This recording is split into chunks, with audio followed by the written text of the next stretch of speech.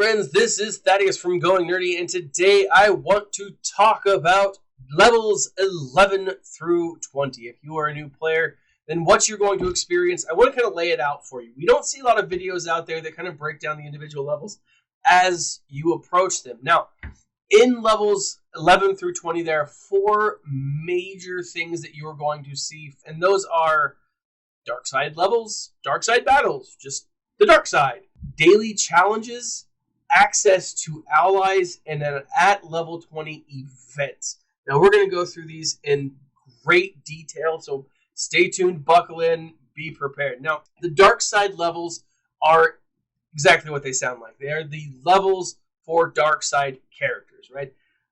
You use dark side characters to unlock to play these levels. Up until now, you've been using entirely light side. You did get a little bit of Cantina in, and that was fun. But Cantina is the mix of light and dark.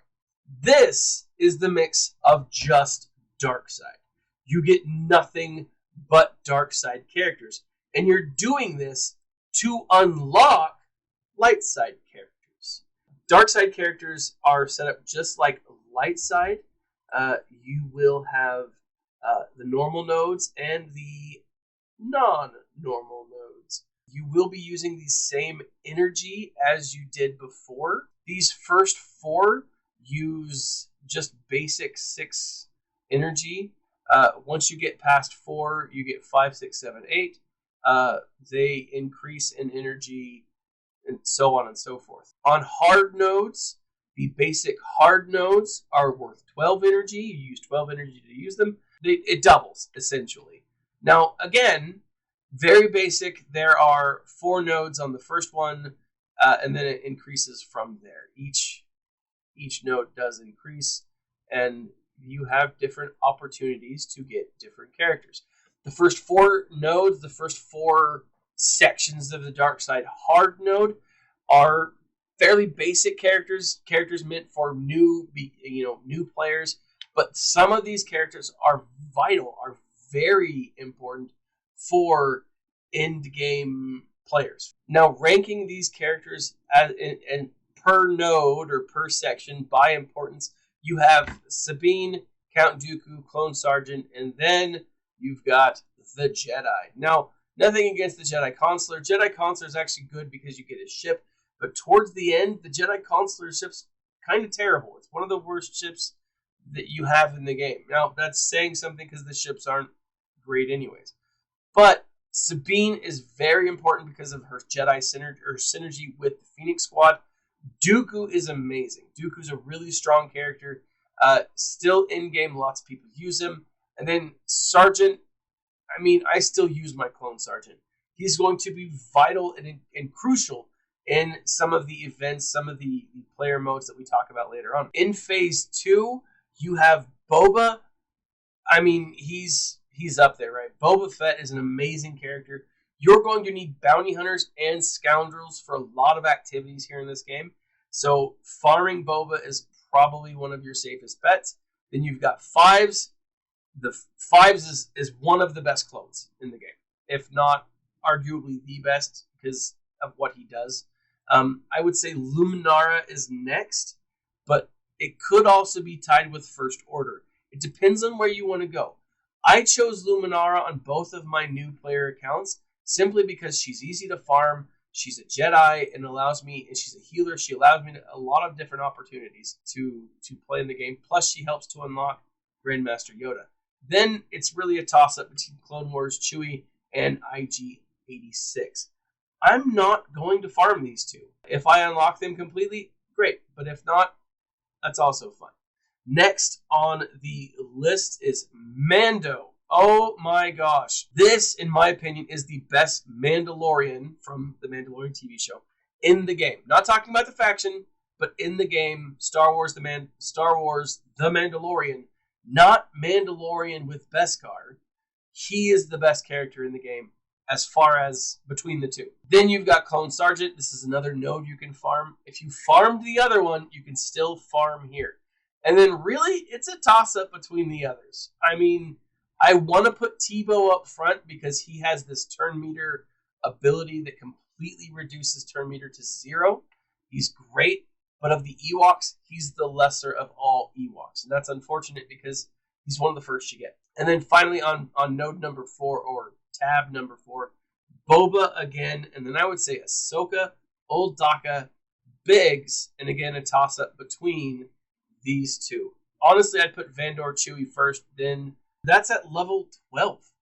Once you get to level 15, the daily challenges come into play. Now, the daily challenges are where you can do different things with different characters. Each challenge has a different function. Each challenge has a different purpose. They give you gear opportunities. They give you mod opportunities. They give you a lot of different stuff. Now, if you attempt and lose, that's fine. Because what happens is if you attempt and lose, you get to replay it until you win. Okay, so don't attempt it or don't hold off thinking I won't be able to do it. Keep fighting that good fight and keep doing your best, right? Because eventually you will win. Eventually you will be able to unlock the challenges. And when you do, you will be able to just sim them, which is really nice. Now, early on for new players, the repeat of playing the ability is not as short as it is here. I've been playing for years, and so as you can see here, when I sim it, it takes me 5 seconds to be able to sim again. But when I am on my new account, when I am playing my other accounts, it takes 10 minutes to do it. It's kind of frustrating. You have to wait a little bit, and it's challenge. It's frustrating. But you can sim it every 5 seconds. It makes this go a lot faster later on. But here you got challenge droids, you've got money, you've got other equipment. The STR gear challenge is probably one of the most important. You'll want to get those as fast as you can. Next up at tier 18 is allies. Now, this is quite possibly one of the most important modes in the game, right? You can invite allies to your event, to your ally list, and you can let players use the characters that you have, and you can use their characters that they have. Now, this is huge for so many reasons. Because one, it allows you to gear up faster. It allows you to use their team to be able to attack characters, unlock levels that you wouldn't necessarily be able to otherwise without them. It also allows you to 3-star levels that you need to 3-star that you wouldn't be able to 3-star otherwise without them, right? Without their using an ally. So what you do is you have allies. When you face off against any opponent or any player, you can go into the battle. So let's go here, okay? I'm going to refresh some energy for kicks and giggles. And this is the one I need the most of right now. So here I can choose an ally, and down here it says I will earn a certain amount of ally points. I will then use those ally points in a ton of different ways. Let's go ahead and use Rat King Charlie. Love me some Rat King Charlie. What this allows you to do, these ally points, it allows you to buy equipment in the weekly geared shipment. Now, this isn't the best equipment because it's just not. It's super overpriced, but it is equipment that's hard to get. And so if you have a ton of ally points, then great. What you've probably already known or already figured out is ally points can be unlocked or can be used to unlock Bronzium data cards. Now, Bronzium data cards are crazy important, especially as a new player. You can unlock full characters. You can unlock shards. You can just get gear and credits. And it's very, very beneficial. Now, after you've played a battle, typically what you'll be asked is, do you want to add this character that you just used as an ally? If they weren't already an ally.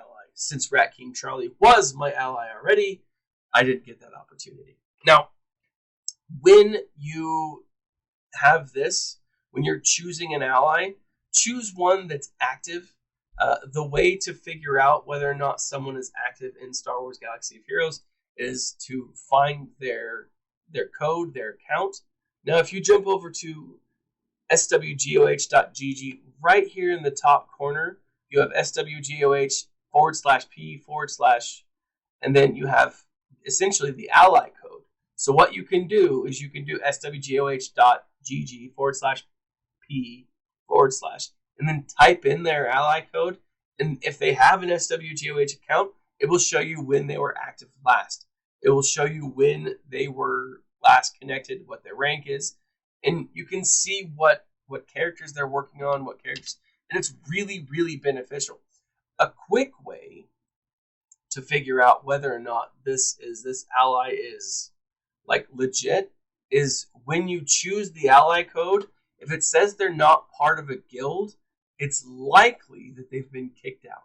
Now, one of the main reasons that you will be kicked out of any guild is for not participating. So if you see that they're not part of a guild, it could be that they left one and they're looking for one, but it is more likely that they have just been kicked out for inactivity. And so while it's not a bad thing to choose a character or an ally who doesn't have a guild necessarily, you need to be careful because it means their characters aren't leveling up at the same rate as yours. And eventually you're going to lose, opportunities because of that. Now, can you remove an ally? Absolutely. Like if they've not been on for a number of days or a number of weeks or months or years, then yeah, you can absolutely manage the ally. All you gotta do is come over here, click on the button, and click remove. Now, the last thing that you're going to see, the last thing that you're going to have access to is the events. At level 20, events unlock. And they are starting to do more and more and more and more events all the time. So now we're getting the Galactic Challenge events. These are difficult for new players. I was able to do one. And I was able to get some points. Not a lot, but some. Right? And every little bit helps. You've got contraband cargo. You've got special events. You've got fleet mastery, assault battles. There's a lot of different types of events that are out there that will allow you as a player to further develop your characters, further develop your team, and really get into this. Now, they are specific to levels, and you have to have certain characters usually, but as you unlock them, you will be able to play more and more and more. But this is the level 11 through 20 guide. I don't think that I missed anything, but if there's something that I did miss, please leave a comment in the section below. Let me know, and I can maybe adjust the video or at least share it with those who are interested. 11 through 20 is a fairly easy set of levels to get through. If you're using your energy, if you're using refreshes and crystals correctly, as you saw me use a refresh for my Cantina, that is what I would suggest doing. Using refreshes to get the characters that you need up.